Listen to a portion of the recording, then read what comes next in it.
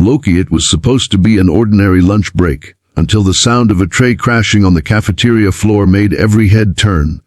The new girl stood there, her lunch splattered across the tiles and a group of seniors laughing cruelly. But when the girl silently removed her jacket and rolled up her sleeves, the laughter died. Every student in that cafeteria stopped breathing for a moment, because none of them were ready to see what she was hiding beneath. And that's when everything changed. The new girl nobody knew. Rain drizzled on the school gate as Ariana Wells stepped inside Lincoln High for the first time. She was 16, quiet, small-framed, wearing an oversized gray jacket that seemed too big for her shoulders. Her eyes stayed down, her steps soft, as if she was trying not to disturb anyone. To most, she looked like just another transfer student. But if anyone looked close enough, they'd see that she walked like someone who'd seen too much for her age. Her father, a decorated soldier, had passed away in a peacekeeping mission 2 years ago. Since then, she'd moved from school to school, trying to outrun whispers, questions, and memories. Her mother worked 2 jobs just to keep their small apartment running, and Ariana had learned early how to survive alone. At Lincoln High, things weren't different. Students stared but said nothing. She ate alone, sat alone, walked home alone. She didn't mind, it was safer that way. But not everyone believed in leaving people alone. Enter Tessa Clark, the self-proclaimed queen of the cafeteria. Pretty, loud, and feared by everyone, she ruled her group like a pack leader.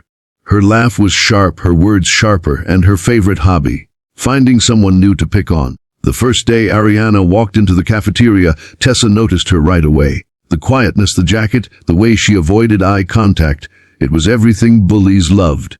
"Hey, new girl!" Tessa shouted across the room, her friends giggling. "You lost! This isn't the library!" The cafeteria laughed. Ariana tried to ignore it, clutching her tray tighter. But Tessa wasn't done. She got up, walked over, and with one swift shove knocked Ariana's tray from her hands. Food splattered everywhere. Gasps filled the air. Ariana froze, not from fear but restraint. Her heart thudded. Not here, not again. Tessa smirked, stepping closer. "Say something." "Oh wait, you don't talk." For a second, it looked like Ariana would just pick up her food and walk away. But then, something inside her snapped. She slowly straightened up, her expression unreadable. The room fell quiet. With calm, deliberate movements, Ariana reached up and unzipped her jacket. And when she slipped it off, a collective gasp rippled through the cafeteria. Underneath were her arms, wrapped with black training wraps, the kind martial artists wore. Her muscles were lean but defined. There was a small emblem printed faintly on her sleeve, a symbol many recognized from a viral clip online of a teenage martial arts champion demolishing a national competition years ago.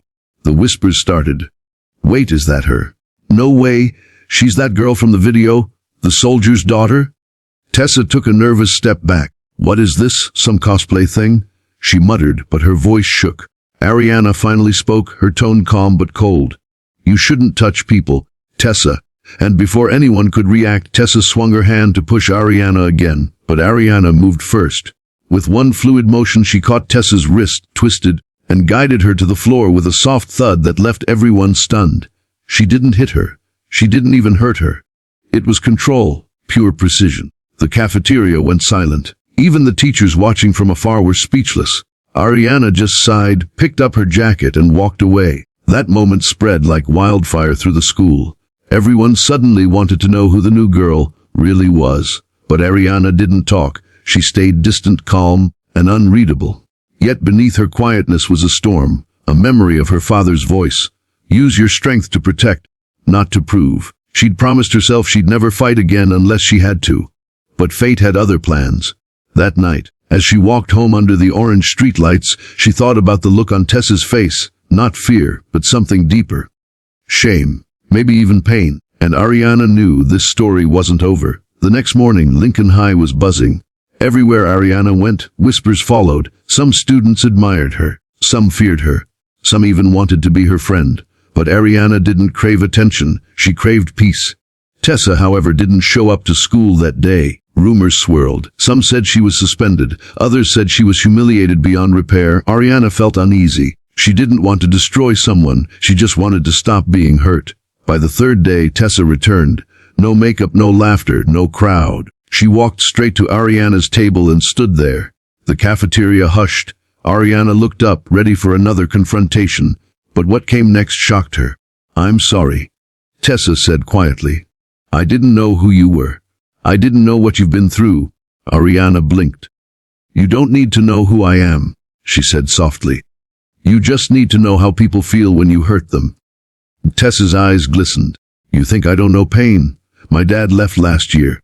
My mom doesn't even remember my birthday. I lash out because it's the only way people look at me." Her voice cracked.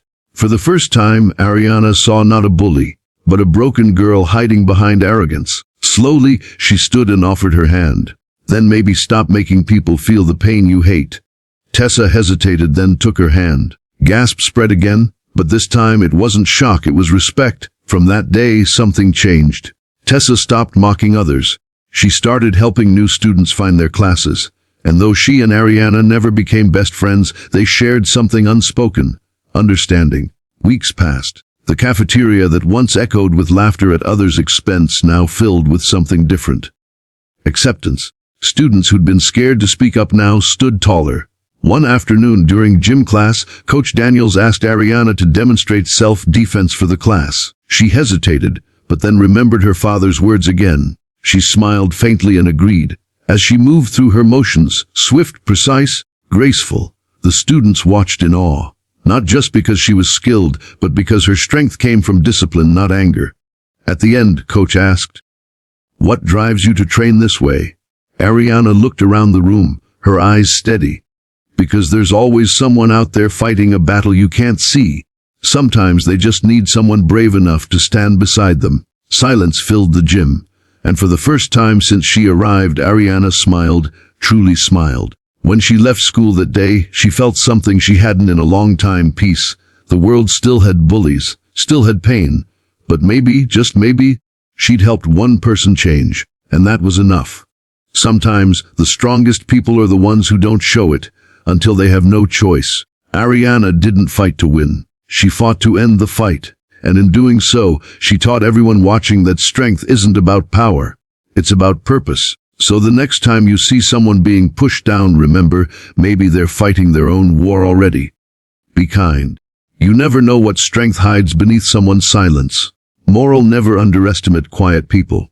Some carry storms within them, but choose peace instead of pride. And sometimes, kindness can turn even the hardest heart around.